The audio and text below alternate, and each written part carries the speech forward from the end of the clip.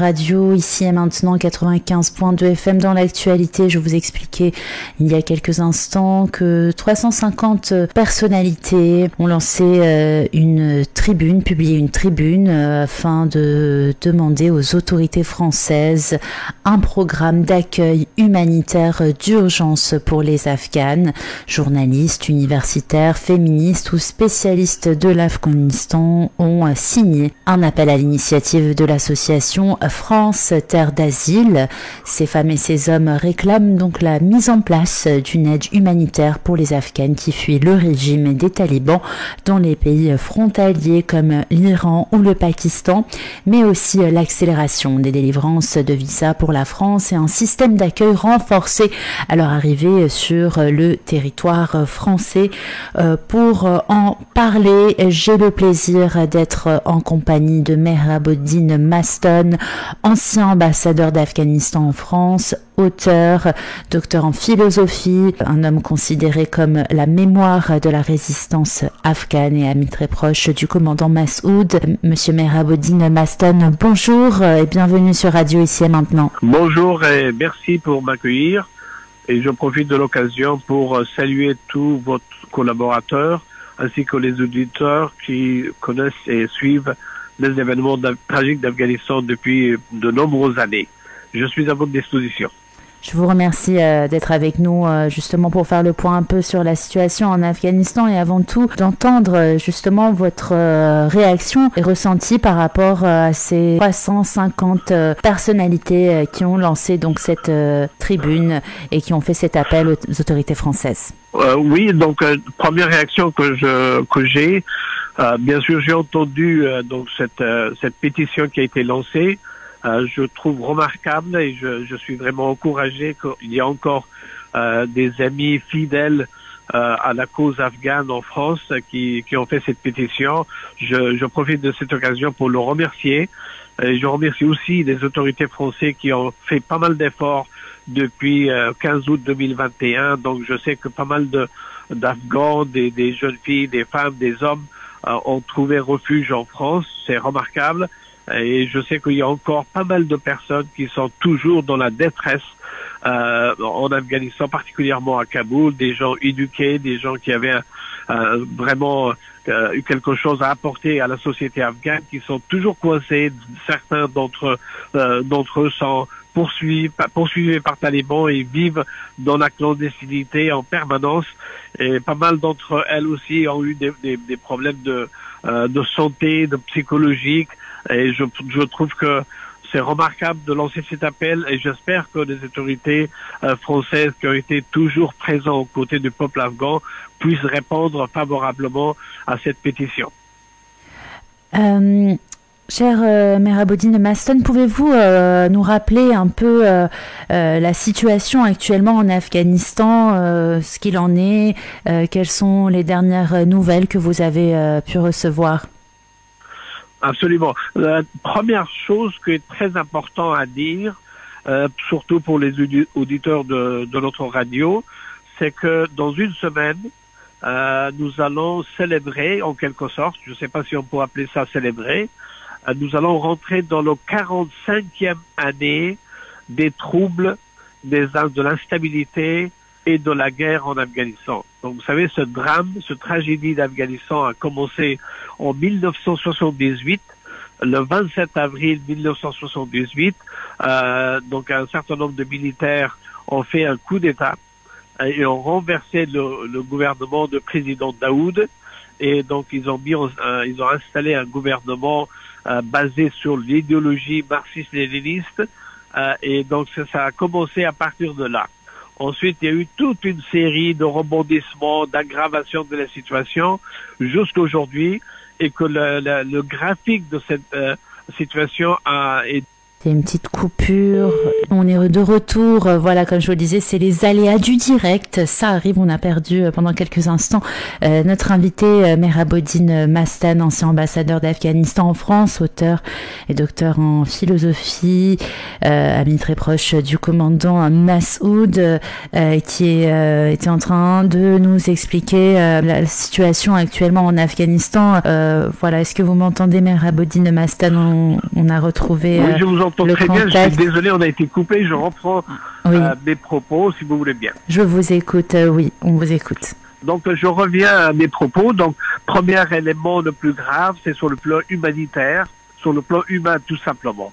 Donc, il y a une vraie tragédie sans précédent depuis 2 ans en Afghanistan par rapport à la population civile, toute la population civile, mais plus particulièrement la population de Kaboul, la population ethniquement parlant, les Tadjiks, les Hazaras, les Ouzbeks, c'est-à-dire ils sont les plus ciblés, toute la population non pachtoune, mais dans certains cas, même les Pashtuns éduqués sont la cible de l'oppression, des arrestations ou toutes sortes de tortures psychologiques ou physiques de la part des talibans. Donc là, on peut faire des heures sur cet aspect de la chose. Donc il y a en plus de l'oppression, l'autre point, c'est la misère. C'est-à-dire qu'il y a une vraie misère, la pauvreté au maximum. Il y a des familles qui sont prêtes à vendre leurs enfants, un enfant ou deux, pour essayer de pouvoir donner à manger au reste de la famille. Ou dans certains autres cas, des gens sont prêts à vendre leurs reins. C'est-à-dire il y a des trafics de reins, des trafiquants qui viennent, je ne sais pas, de nulle part, de partout, pour chercher des reins et des personnes qui se prêtent à une opération chirurgicale pour enlever un rein en échange de quelques centaines ou quelques milliers de dollars, et avec cela, ils essaient de faire vivre une partie de la famille. Donc ça, c'est 2 exemples extrêmes. La troisième chose qui est très grave pour cette population, c'est le désespoir. On ne sait pas, la population ne sait pas vers où on va. Qu'est-ce qui va se passer? Dans les années précédentes, on disait, mais voilà, Inch'Allah, Dieu va nous aider, nous allons gagner la djihad. Donc ça, c'était la période soviétique. Ensuite, on disait, mais voilà, la paix va revenir, les soviétiques sont partis, nous allons essayer de retrouver, faire la paix entre nous. Ensuite, à l'arrivée des talibans, de la guerre civile entre différentes factions, une guerre de proximité que les pays voisins ont menée en Afghanistan, particulièrement le Pakistan, on disait, mais voilà, il faudrait que la communauté internationale s'occupe de nous. Nations Unies, l'Europe et tous les pays pourront nous aider à nous sauver vis-à-vis de ces menaces. La communauté internationale est arrivée en 2001, donc ils ont fait un certain nombre de choses, mais ils nous ont brutalement laissé tomber le 15 août 2021. Et ils ont livré le pays aux talibans. Donc aujourd'hui, la population civile, il ne sait pas, mais finalement, qu'est-ce qui va se passer? Sur qui on va demander quoi la prochaine fois? Donc ça, c'est la désespoir. Donc torture matérielle, physique, pression de la misère et aussi le désespoir. Ça, c'est extrêmement grave. Donc je reviens sur la situation militaire. Sur la situation militaire, les talibans ont une suprématie matérielle considérable. Quand les Américains et les troupes de l'OTAN, de la communauté internationale sont partis, ils ont laissé des quantités considérables d'armement, de matériel et de munitions que les talibans ont récupérées. C'est-à-dire que aujourd'hui, la milice taliban a une armée et des équipements beaucoup plus forts que la plupart des pays de tiers-monde et surtout de pas mal de nos voisins. Donc, tous ces suprématies matérielles, ça joue sur le plan militaire en Afghanistan. Donc, militairement, matériellement, c'est eux, mais moralement, la résistance plus la population, mais le déséquilibre est trop fort. C'est pour ça que la résistance, depuis 1 an et demi, essaye de s'organiser dans une guerre de guérilla, dans la mesure du possible. Donc il y a une première formation de la résistance autour de Ahmad Massoud, le fils du commandant Massoud, qui a pris le leadership de la résistance dès la chute de Kaboul le 15 août 2021. Donc depuis, il mène un certain nombre d'opérations, particulièrement dans une 12-15 provinces du Nord. On a un certain nombre de nos unités commandos présents un peu partout, surtout dans les montagnes. Donc ils essayent de faire des opérations par-ci par-là, mais la première souci, c'est de ne pas faire en sorte que les talibans mènent la pression contre la population civile, contre les villageois, parce que les talibans, comme une force, je dirais une milice venant soutenue par l'extérieur, quand ils sont en cible d'un attentat quelque part proche d'un village, mais ils vont écraser le village. Ils vont massacrer, ils vont brûler les maisons, ils vont déporter la population. Donc la résistance doit faire extrêmement attention à cela pour que la population ne subisse pas les conséquences. Mais malgré tout, la résistance existe et ça fait 1 an et demi qu'il continue à mener un certain nombre d'opérations dans pas mal de régions. Il y a une deuxième force de résistance qui a été organisée, qu'on appelle le Front pour la Liberté.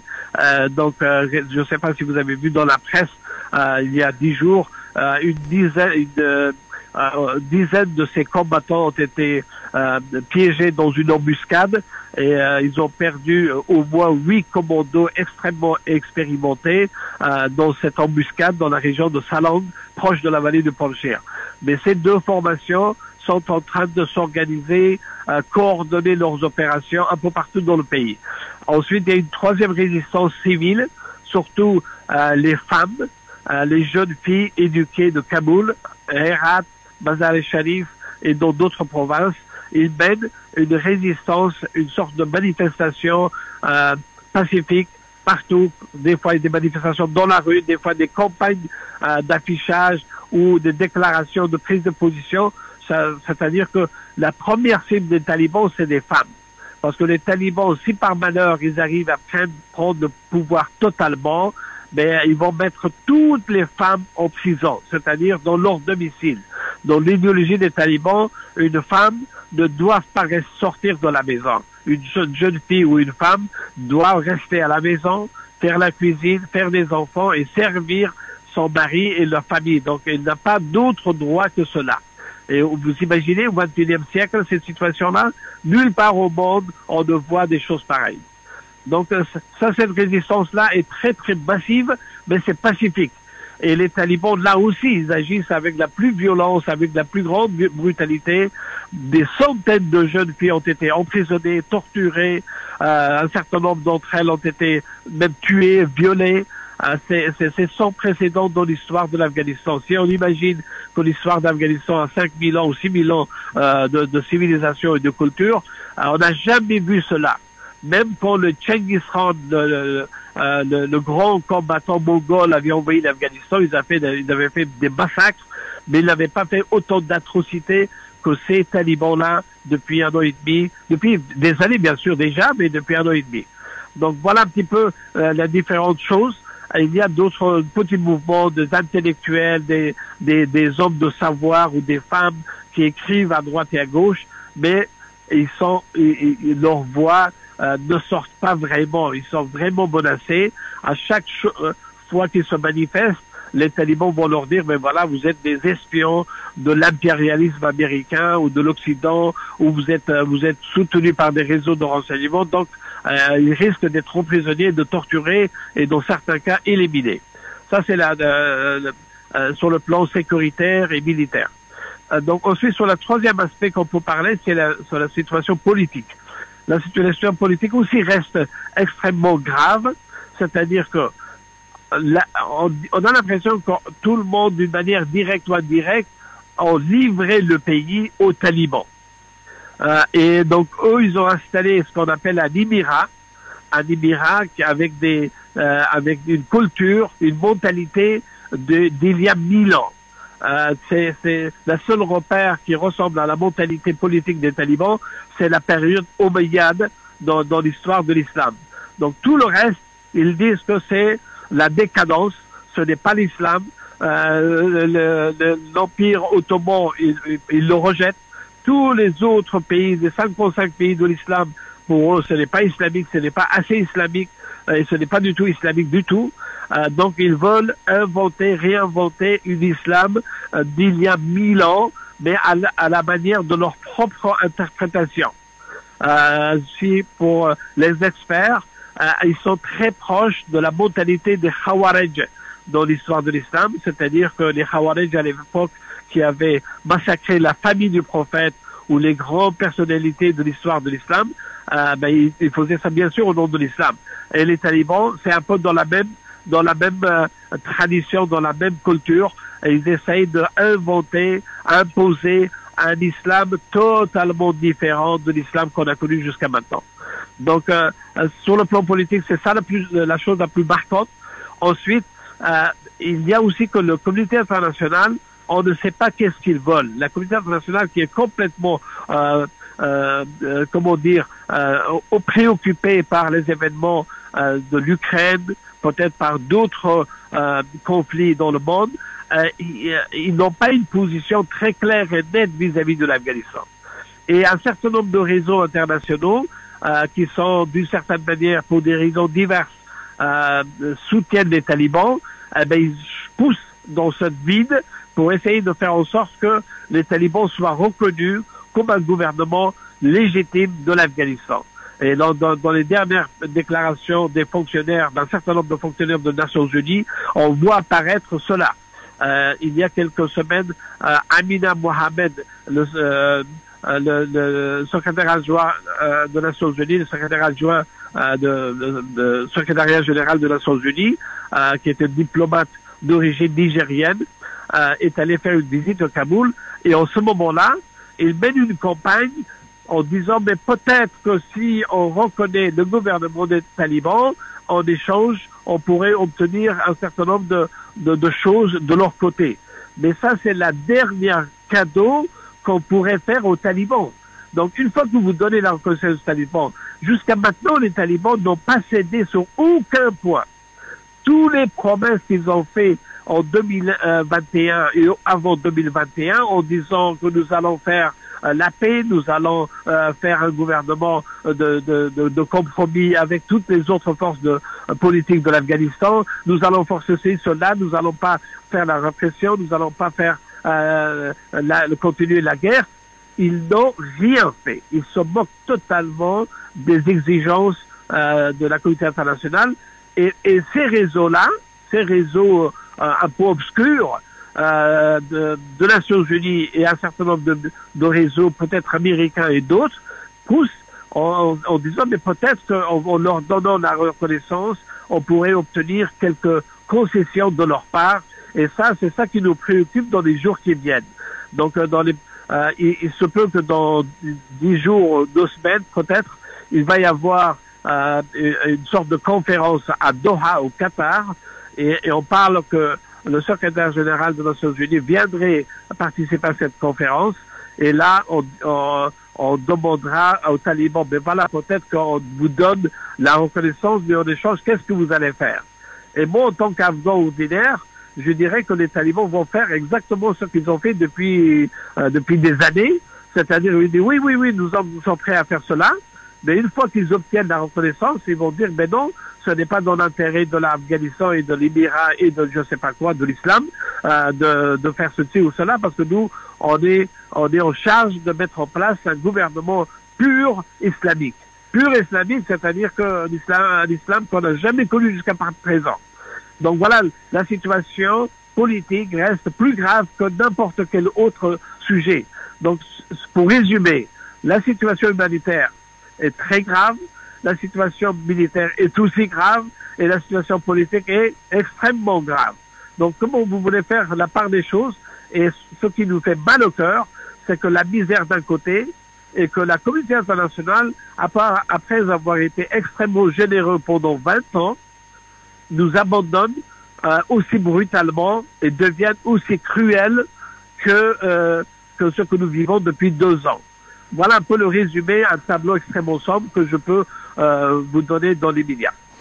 Écoutez, c'est vraiment très dramatique et triste. En effet, c'est cette situation inadmissible aujourd'hui à l'heure de notre civilisation et la communauté internationale qui ferme les yeux face à cela. Justement, j'avais une question à vous poser par rapport à ça. Vous nous parliez de certains soutiens des talibans. Alors, justement, en ce qui concerne la communauté mondiale, qui sont ces gouvernements, ces pays qui soutiennent officiellement les talibans? Nous savons que le Pakistan est un vrai allié des talibans. Je dirais que c'est pas vraiment un allié, c'est un sponsor. C'est-à-dire que derrière les talibans, automatiquement, c'est le Pakistan. C'est-à-dire le gouvernement d'Afghanistan sous les talibans, c'est un gouvernement sous tutelle pakistanais. nous sommes devenus de facto une province sous contrôle, sous domination pakistanaise. Parce que tous les talibans ont été formés au Pakistan et ils sont toujours aussi fidèles que dans le passé aux exigences des services de renseignement et des militaires et des autorités pakistanaises. En plus de ça, depuis 20 ans, ils ont réussi à avoir des liens très divers. C'est-à-dire, ils ont établi une relation étroite avec les Iraniens, c'est-à-dire avec la République islamique, surtout avec la branche la plus dure de la République islamique. Et donc, ils sont appuyés par l'Iran aussi.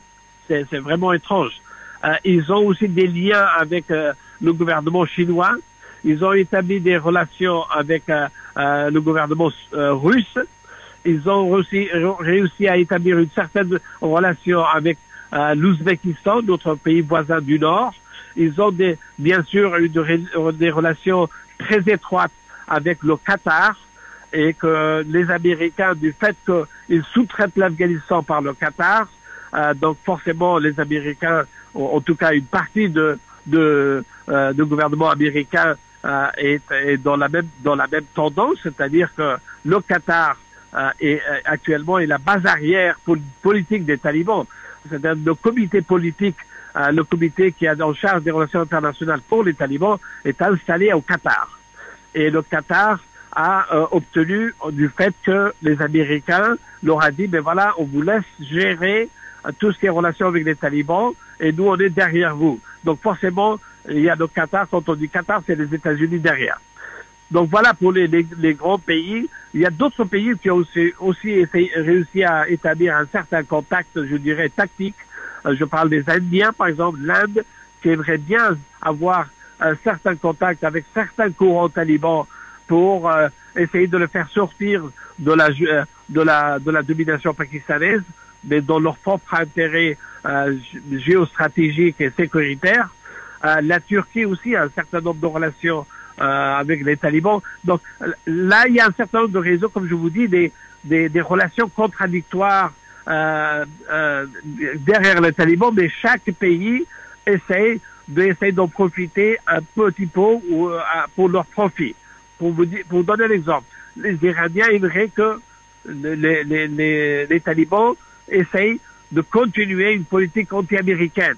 Donc tant que l'Amérique ne revient pas en Afghanistan, mais forcément, ils soutiennent les talibans. Et d'après les informations qu'on a, que ce soutien-là ne se limite pas seulement à des déclarations sur le plan opérationnel. Les Sepa et Pasdaran soutiennent vraiment, concrètement, sur le terrain, la branche armée des talibans dans la guerre à l'intérieur d'Afghanistan. Les Russes continuent d'avoir ces relations pour essayer de mesurer comment faire en sorte que l'Amérique ne revienne pas. Donc c'est des relations étranges, qu'on a du mal à exactement à mesurer, à savoir exactement la profondeur et le degré de ces relations-là. Donc c'est contradictoire et ça devient extrêmement complexe aujourd'hui. Donc ça, c'est un autre aspect de la complexité de la crise afghane aujourd'hui. Sur Radio Ici et Maintenant, c'est Mehraboudine Mastan, ancien ambassadeur d'Afghanistan en France, auteur, docteur en philosophie, considéré comme la mémoire de la résistance afghane et ami proche du commandant Massoud. Alors, je sais, monsieur Mehraboudine Mastan, que vous êtes très pris dans votre emploi du temps. Alors, si vous avez encore un peu de temps, quelques minutes, encore deux petites questions.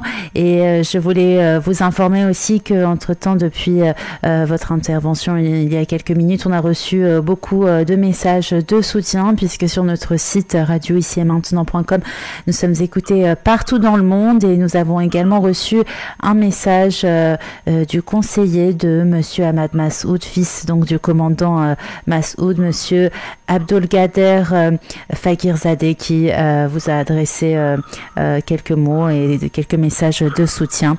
Voilà, je voulais vous transmettre ces informations avant de vous poser donc une autre petite question par rapport justement à ce que vous nous expliquiez en lien avec la situation en Afghanistan. Évidemment, pas mal d'Afghans cherchent à fuir cet enfer. Finalement, aujourd'hui, actuellement, qui reste en Afghanistan et est-ce que les talibans sont des Afghans ou bien est-ce qu'ils viennent de l'étranger? Merci d'abord pour tous ces messages de soutien.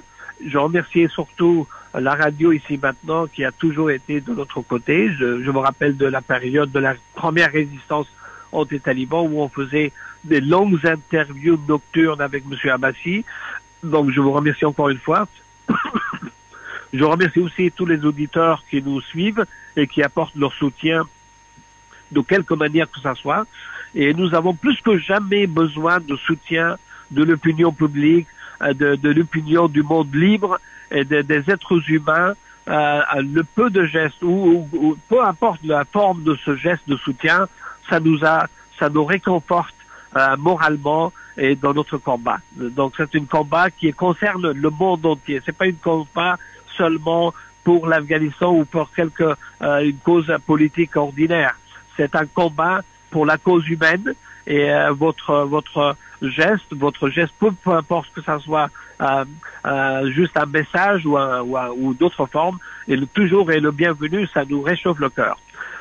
Et donc, pour répondre à votre question, les talibans, c'est quoi exactement? C'est un mouvement, je dirais, au maximum, et ça ferait environ 100 000 ans, maximum, les vrais talibans.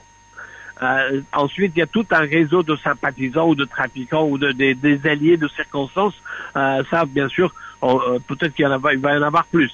Donc, ce qui est le plus grave aujourd'hui, pour moi, d'une manière extrêmement simple, c'est qu'un pays, l'Afghanistan, qui compte environ 40 millions d'habitants, pour une superficie l'équivalent de la France, peut-être légèrement plus grande que la France, on a livré ce pays-là à 100 000 talibans qui ne sont que des criminels de guerre, des bandits, des trafiquants et des tueurs. Des tueurs tout simplement. Et ça les gêne pas de tuer n'importe qui de n'importe quelle manière. Même depuis qu'ils sont au pouvoir, ils continuent à chercher par exemple un ancien militaire et ils les étouffent. Par exemple, on voit des images. Même moi, j'ai reçu des images une fois qu'ils ont trouvé un soldat ou un sous-officier de l'ancienne armée, il met un sac plastique sur la tête, il ferme le plastique avec une ficelle et que la personne doit s'étouffer. Vous imaginez, au XXIe siècle? Et il y a des dizaines, peut-être même des centaines de personnes qui sont massacrées, tuées tous les jours, même aujourd'hui. Et tout ça parce que la communauté internationale, par je ne sais pas quel souci, leur a fait cadeau de l'Afghanistan, en quelque sorte.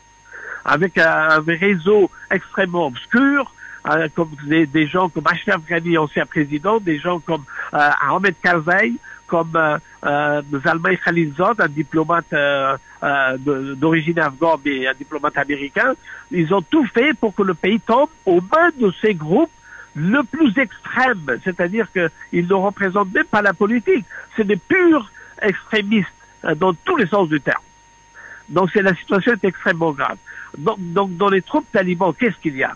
Il y a bien sûr un certain nombre d'Afghans, vous savez, principalement venant du sud du pays, mais aussi bien sûr du nord, des Tajiks,